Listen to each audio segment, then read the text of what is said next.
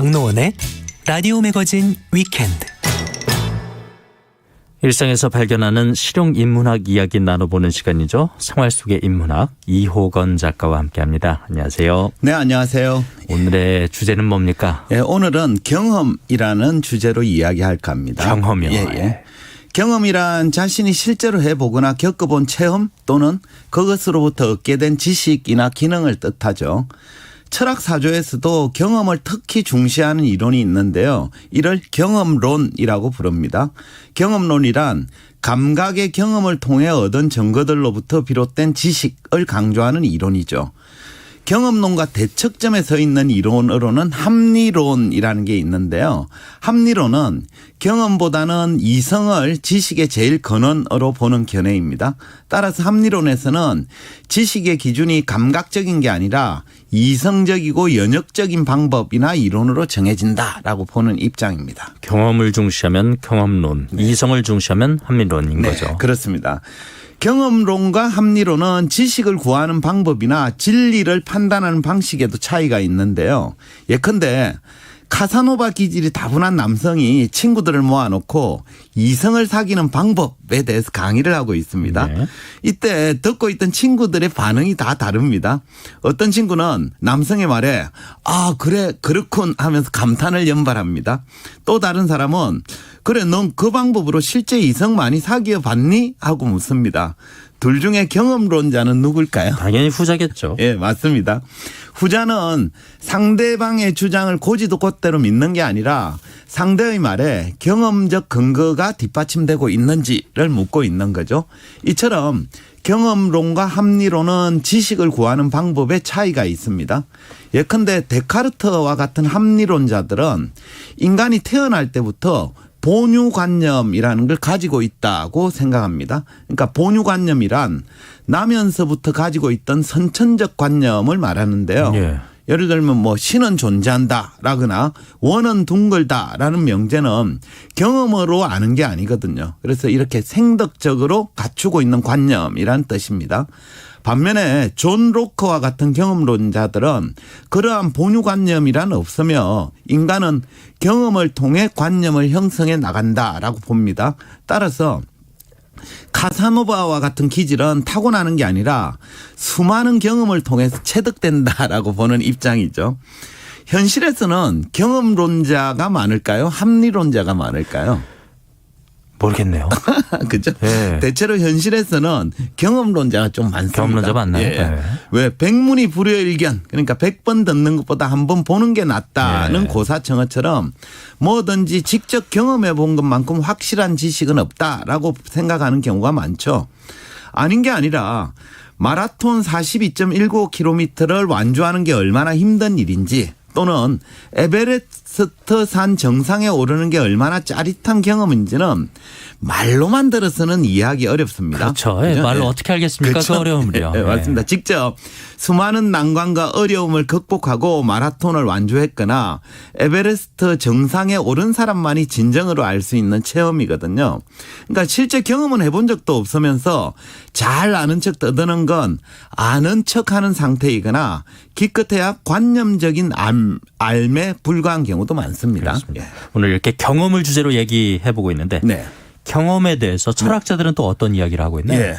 경험론의 창시자라고 할 수 있는 영국 철학자 존 로크는 인간 오성론에서 지식이 만들어진 과정을 다음과 같이 설명합니다. 한번 들어보세요. 마음은 글자가 전혀 적히지 않은 백지로서 관념이 전혀 없는 백지라고 가정된다. 마음은 어디에서 이성과 지식의 모든 재료를 얻게 되는가? 이에 대해서 나는 한마디로 경험으로부터라고 대답하겠다. 우리의 모든 지식은 경험의 그 바탕을 두고 있으며 궁극적으로 경험으로부터 나온다.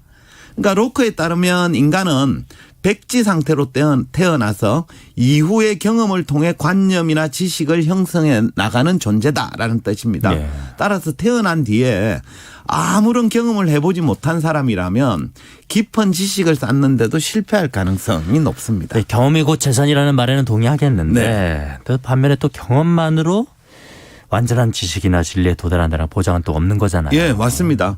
경험을 통한 알매도 근본적인 문제가 있는데요.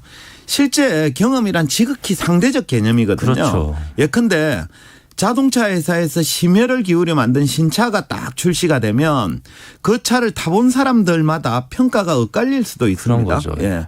또 이성을 소개받을 때도 마찬가지예요. 주선자는 상대방에 대한 평가가 주로 호의적인 반면에 막상 내가 만나보면 주선자가 왜 그런 말을 했을까 하고 의아심이 들 때도 있거든요. 같은 경험을 해도 사람마다 평가가 달라지는 이유는 뭘까요? 예. 우리가 그 경험한 게 지식이 되기 위해서는 몇 가지 단계를 거쳐야 되는데요. 존 로크에 따르면 경험은 외적인 경험인 감각과 그걸 내적으로 정리하는 마음의 작용인 반성으로 이루어져 있습니다. 네. 그러니까 감각이 외부 대상이나 사태를 감지하여 받아들이는 능력이라면 반성은 감각에 의해 받아들인 표상을 비교하고 정리하고 결합하는 능력을 말합니다. 네. 그러니까 말하자면 인간은 감각과 반성이라는 두 가지 경험의 과정을 통해서 관념을 얻게 되는 거죠. 따라서 감각 능력은 뛰어난데 반성 능력이 부족하거나 반성 능력은 탁월한데 외부 사태를 감지하는 감각 능력이 없다면 경험으로부터 좋은 지식을 얻는데 실패할 가능성이 높습니다. 예컨대 우리나라에서는 1990년 이전에 태어난 사람은 대부분 97년 IMF 외환위기를 경험했을 겁니다. 그렇다면 IMF를 몸소 체험한 한국 사람은 모두 외환위기에 대한 지식을 갖추고 있다고 봐야 될까요? 어떻게 보세요? 당연히 아니죠. 네, 맞습니다. 그러니까 앞서 로크의 주장에 대입해 보면 IMF 당시에 절에 들어가서 공부만 했던 사람이라면 외환위기에 대한 올바른 관념을 갖기 어려울 겁니다. 그 사람은 IMF 사태를 실제 감각으로 받아들인 적이 없기 때문입니다. 네. 반대로 IMF로 인해 사업이 망했거나 실직을 한 사람도 외환위기에 대한 올바른 관념이 생겼다라고 장담할 수는 없어요. 그러니까 IMF 사태를 직접 감각했지만 그걸로부터 합리적인 반성의 과정을 거치지 않으면 외환위기에 대한 올바른 관념을 얻기 어렵습니다. 실제로 당시 사업을 하다가 망했는데 그 이유가 IMF 때문이라는 사실을 인식조차 하지 못하고 그냥 장사가 안 돼서 망했다라고 생각하는 사람도 있거든요. 그러니까 요컨대 어떤 대상이나 사태를 몸소 겪어도 올바른 경험의 과정을 거치지 않는다면 제대로 된 지식을 얻을 수 없습니다. 이런 이유로 해서 경험을 했다고 해서 다 안다고 말할 수는 없는 것이군요. 네, 뭐 그렇습니다. 사실 경험이 지식이나 알매 다가가는 가장 기본적인 과정이긴 합니다. 하지만 경험만으로 완전한 지식이나 진리에 도달한다는 보장도 없죠. 예. 앞서 로크 주장처럼 체험한 게 지식이 되기 위해서는 감각과 반성이라는 과정을 거쳐야 됩니다. 또 동일한 사태를 겪어도 사람마다 경험의 정도가 다를 수도 있습니다. 예컨대 동일한 영화를 관람해도 어떤 사람은 너무 재밌다라고 평가를 하는 반면에 어떤 사람은 되게 유치한 코미디다라고 평가하는 경우도 있잖아요. 앞에서도 얘기했지만 경험이란 근본적으로 상대적인 거니까요. 네, 맞습니다. 또 사람은 개개인의 관심의 정도에 따라서 동일한 사태를 보고도 경험하는 수준이 달라지는데요. 현상학이라는 데서는 이를 의식의 지향성이라고 부릅니다.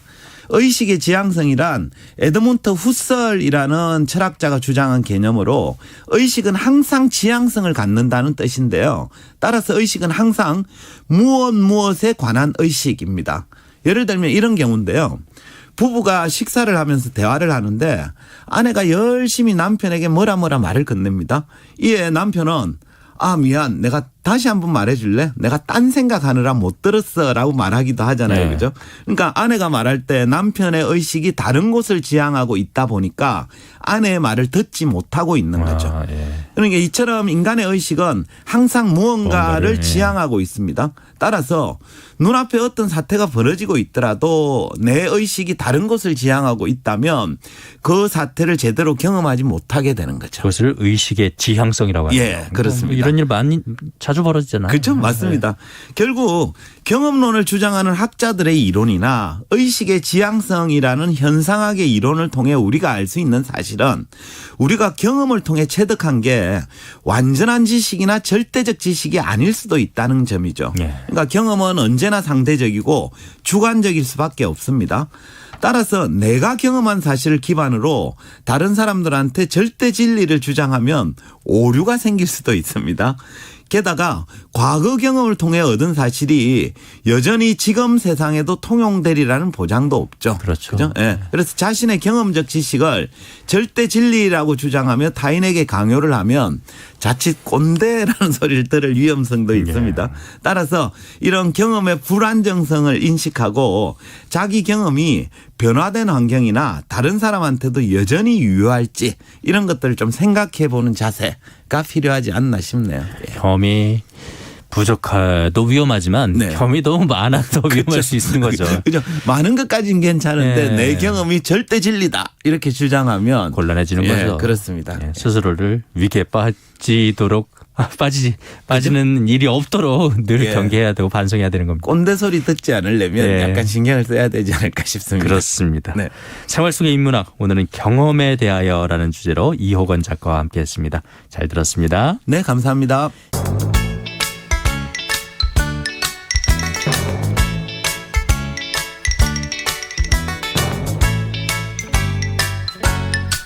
박노원의 라디오 매거진 위켄드.